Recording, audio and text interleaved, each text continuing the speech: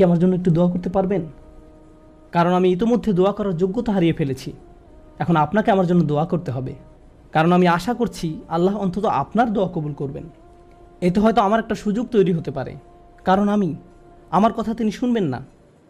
আপনাদেরকে আবার একটু পিছনে নিয়ে যাই। নূহ আলাইসাল্লাম কাদের কাছে আল্লাহর নিকট ক্ষমা চাওয়ার এই প্রস্তাব তুলে ধরেছিলেন? নূহ আলাইসাল্লাম কি এমন মানুষদের নিকট এই প্রস্তাব তুলে ধরেছিলেন যারা সারা রাত মসজিদে কাটাতো, যারা প্রতি বছর হজ পালন করতে যেত, রোজা রাখত এবং অন্যান্য সৎ কাজ করত? না, নূহ আলাইসাল্লাম ক্ষমা পাওয়ার এই প্রস্তাব তুলে ধরেন ইতিহাসের অন্যতম একটি বিদ্রোহী সম্প্রদায়ের প্রতি, যারা প্রজন্মের পর প্রজন্ম ধরে বিদ্রোহী ছিল। তিনি তাদের বলেন, তোমরা যদি শুধু ক্ষমা চাও, আল্লাহ শুধু তোমাদের ক্ষমা করবেন তাই নয়, বরং তিনি তোমাদের জন্য আকাশের ধনভাণ্ডার খুলে দেবেন। নিজের সম্পর্কে এমন বলবেন না যে আমি অনেক দূরে হারিয়ে গেছি, যদি কিছু হয় তা হবে আমার মায়ের দোয়াতে বা অন্য কারো দোয়াতে। আপনার মনের এমন অবস্থার সুযোগ গ্রহণ করে শয়তান। মানুষের মনের হতাশাজনক পরিস্থিতির সুযোগ গ্রহণ করে শয়তান, আর এর মাধ্যমে তাকে শিরকে নিমজ্জিত করে। এই হতাশা শিরকের একটি দরজা।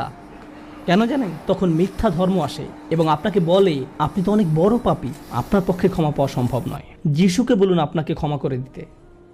আপনি যিশুর সাথে ভালো সম্পর্ক করুন, তিনি আল্লাহর সাথে আপনার সম্পর্ক ভালো করে দিবেন। আল্লাহ এবং আপনার মাঝখানে যিশু এসে দাঁড়াবে, অথবা তারা অন্য কাউকে মাঝখানে দাঁড় করাবে, বলবে অমুক পীর, তার কবরের কাছে গিয়ে কিছু চকলেট রাখো। তাহলে তিনি আল্লাহকে বলবেন আপনার সমস্যার সমাধান করে দিতে। আপনি এখন আল্লাহর সাথে কথা বলতে পারবেন না, কিন্তু ওই পীর তিনি আল্লাহর প্রিয় বান্দা, তাই আপনি তার মাধ্যমে আল্লাহর কাছে আপনার দরখাস্ত পেশ করুন। এভাবে শিরকের দরজা খুলে যায়। অন্য কথায়, আল্লাহর সাথে আমাদের সরাসরি যোগাযোগের মূল বিষয়টি, তাওহীদের মানেই হলো সরাসরি যোগাযোগ। লা ইলাহা ইল্লাল্লাহ একই কথা বলে, আর এই সব কিছুর মূল কথা হলো আপনার যা প্রয়োজন তা সরাসরি আল্লাহর নিকট প্রার্থনা করুন। যে বিষয়টি আমাদের সকল প্রয়োজন পূরণ করবে তা হলো আল্লাহর নিকট ক্ষমা প্রার্থনা করা।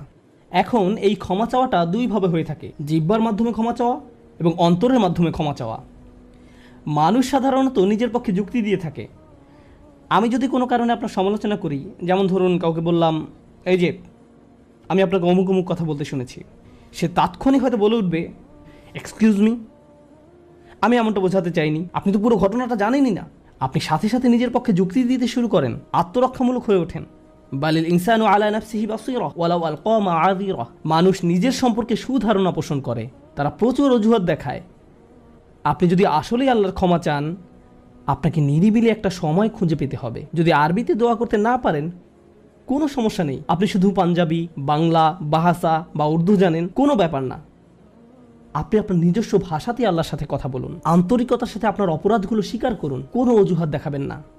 এরকমটা করতে পারা আসলেই কঠিন, কারণ আয়নার সামনে দাঁড়িয়েও আমরা নিজের সাথে মিথ্যে কথা বলি, নিজেকে এভাবে প্রবোধ দেই, আমি আসলে অত খারাপ না, আমি যা যা করেছি তার কারণ আছে। যখন আপনি আল্লাহর সামনে দাঁড়াবেন, নিজের কাজের বৈধতা দেওয়ার কথা ভুলে যান। আল্লাহ জানেন আপনি কি অবস্থার মধ্যে দিয়ে যাচ্ছেন, তিনি জানেন এটা কঠিন সময় ছিল, তিনি জানেন অমুক অমুক বিষয় আপনাকে সম্পূর্ণ গ্রাস করে ফেলেছিল। ইয়া রব, আমি অনেক চাপের মধ্যে ছিলাম তাই মদ খেয়েছি। তিনি আপনার সবগুলো অজুহাত সম্পর্কে আপনার চেয়ে ভালোভাবে জানেন। আপনাকে অকপটে তার নিকট আসতে হবে, ফিল্টার ছাড়া, কোনো দ্বিধাদ্বন্দ্ব ছাড়া, নির্দ্বিধায়, কোনো রকমের বিব্রত বোধ করা ছাড়া। অনেক সময় আমরা নিজেদের পাপ স্বীকার করতে বিব্রত বোধ করি, একরাশ লজ্জা এসে আমাদের জড়িয়ে ধরে। কিন্তু যতক্ষণ না আপনি আল্লাহর নিকট অকপটে সকল পাপ স্বীকার করে নিচ্ছেন, আর এভাবে যখন নিজের উপর যে অন্যায়গুলো এতদিন ধরে করে এসছেন তা আপনি মুখ দিয়ে উচ্চারণ করতে শুরু করবেন, আমার বিশ্বাস করতে কষ্ট হয় যে সে সময় আপনার চোখ দিয়ে কোনো অশ্রু নির্গত হবে না। একজন মানুষের পক্ষে এটা অসম্ভব যে সে আল্লাহর সামনে এভাবে নিজেকে খোলাখুলি উপস্থাপন করবে আর তার চোখ দিয়ে কোনো অশ্রু বের হবে না, কারণ এটা দুর্বলতা প্রকাশের সময়। দুনিয়ার সামনে আমরা সাধারণত নিজেকে শক্তিশালী এবং দিব্যি সুস্থ হিসেবে উপস্থাপন করি। সবাই আমাদের দেখে মনে করে সবকিছু ঠিক আছে, কিন্তু ভেতরে ভেতরে যে আমি বহু সমস্যায় জর্জরিত তা একমাত্র আল্লাহ জানেন। আপনাকে সকল জড়তা কেটে তার নিকট সম্পূর্ণ খোলাখুলিভাবে নিজেকে উপস্থাপন করতে হবে, আর কেবল তখনই আপনি আল্লাহর নিকট ক্ষমা চাওয়ার অবস্থানে যেতে পারবেন। তারপর সিজদায় গিয়ে কাঁদতে থাকুন। তখন এটা শুধুমাত্র আস্তাগফিরুল্লাহ আস্তাগফিরুল্লাহ বলার মতো হবে না, এটা হয়ে উঠবে আল্লাহর সাথে একটি সত্যিকারের কথোপকথন, আল্লাহর নিকট সত্যিকার অর্থে পাপ স্বীকার। এটা খুবই শক্তিশালী একটা অনুশীলন, চেষ্টা করে দেখুন। আপনাকে একটা নিরিবিলি সময় খুঁজে পেতে হবে। নিশ্চিত করুন যে কেউ আপনার কথা শুনছে না। আপনার স্ত্রী বিছানায় শুয়ে আছে, এমত অবস্থায় মাঝরাতে ঘুম থেকে উঠে এভাবে দোয়া করতে পারবেন না, ইয়া আল্লাহ আমাকে ক্ষমা করে দিন, কারণ আপনার স্ত্রী তো আপনার দোয়া শুনতে পাচ্ছে। এভাবে করাটা নিষিদ্ধ নয়, কিন্তু একা একা দোয়া করা আপনার জন্য ভালো হবে। মোট কথা, নির্জন কোনো জায়গা খুঁজে বের করুন যেখানে আপনি একান্তে আল্লাহর সাথে কথা বলতে পারবেন।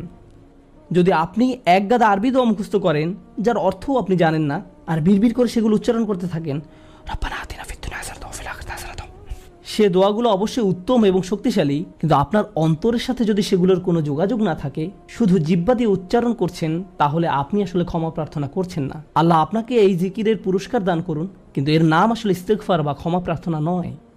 ইস্তেগফার অন্য কিছু। যখন আপনার চক্ষু খুলে অশ্রু নির্গত হতে শুরু করে, তখন আকাশের দরজা খুলে যায়, তখনই সেটা খুলবে। এই দুইটার মাঝে একটা কানেকশন আছে। সর্বশেষ যে বিষয়টি আমি আপনাদের সাথে শেয়ার করতে চাই তা হলো আল্লাহর উপর আশা ধরে রাখা। অনেকের জন্য এই বিষয়টা মেনে নেওয়া বেশ কঠিন যে আল্লাহ তার কথা শুনবেন, আমার দোয়া তার নিকট গুরুত্বহীন, আমি দোয়া করার কোনো অর্থ দেখি না। আপনাদের একটা কথা বলে রাখি, আল্লাহর নিকট থেকে আপনি সর্বশ্রেষ্ঠ যে উপহারটি পাবেন তা কি জানেন? ক্ষমা। এটাই সর্বশ্রেষ্ঠ উপহার। আপনি এটার মূল্য উপলব্ধি করুন আর নাই করুন, আর যা কিছু আল্লাহ আপনাকে দিবেন বলেছেন এর সবই অতিরিক্ত।